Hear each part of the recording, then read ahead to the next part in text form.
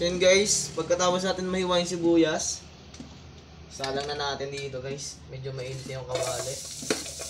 Yung kawali yung rice cooker.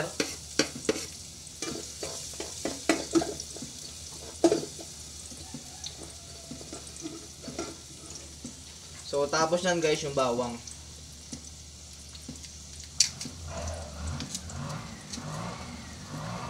So sa mga mahilig sa garlic dyan,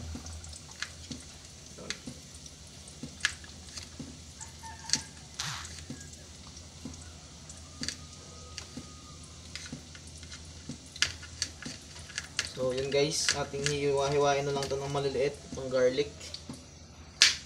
So ilang piraso na lang ilalagay ko.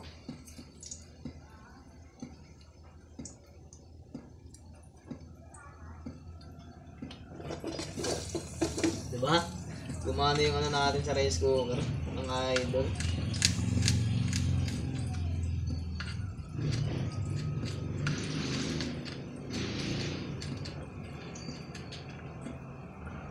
Tingin ko isang bawang pa.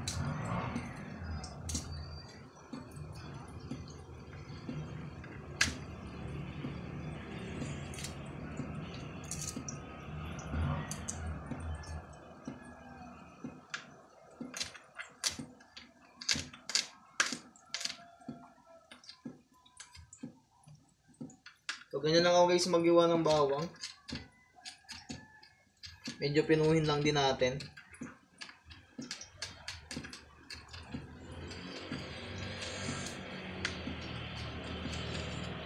Sayang guys, wala tayong onion rings.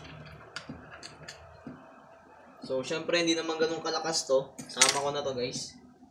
Lagay na natin.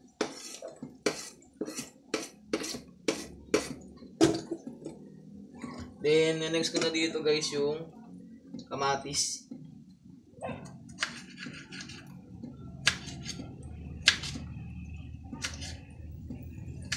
So syempre guys, sinuhugasan ko muna yung kamatis. So di ko napakita sa inyo paghuhugas guys. Ayan. Sa lababo naman ako. Okay, so medyo maliliit lang din yung hiwa natin dito sa kamatis.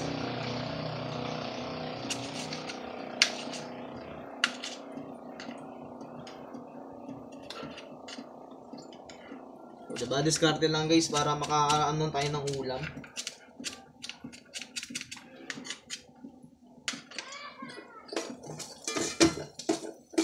Wala tayong lutuan pero nakahanap din tayo ng lutuan guys.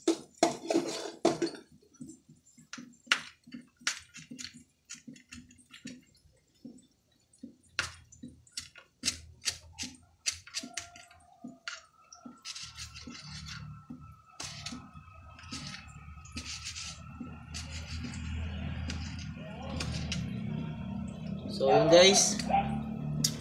So hiwain ko muna to. So yun guys, naiwa ko na yung buong kamatis. Lagay ko na siya dito. Ayan.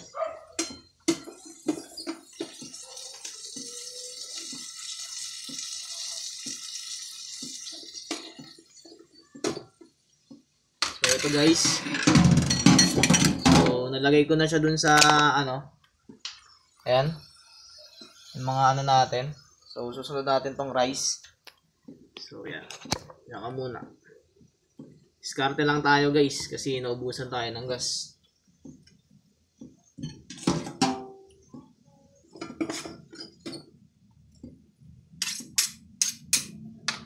Yan yung guys, habang inaano natin to syempre. I-mix ko muna to ng maayos.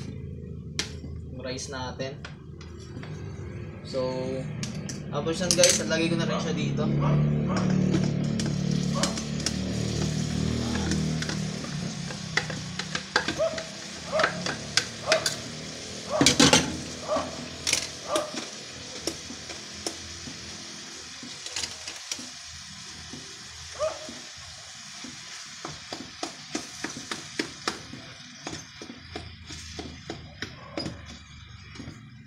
So guys, nalagay ko na yung rice. Then, habang nalagay ko na yan guys, syempre lagyan ko na magic sarap. So yung magic natin, naging ano pa, Nabasa kasi. Maulan. So, ayan.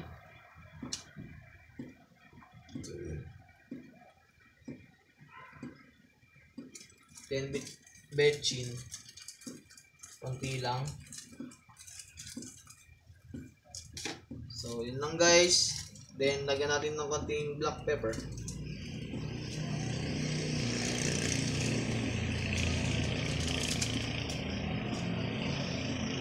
So, tapos nun, okay na, wala na naman yung magic natin guys. So, lalagyan ko rin siya ng konting toyo. Para may kulay guys yung ano natin. Pero mamaya ko na pala siya lalagyan kapag luto. So, yun. Babalikan na lang natin. Let's go!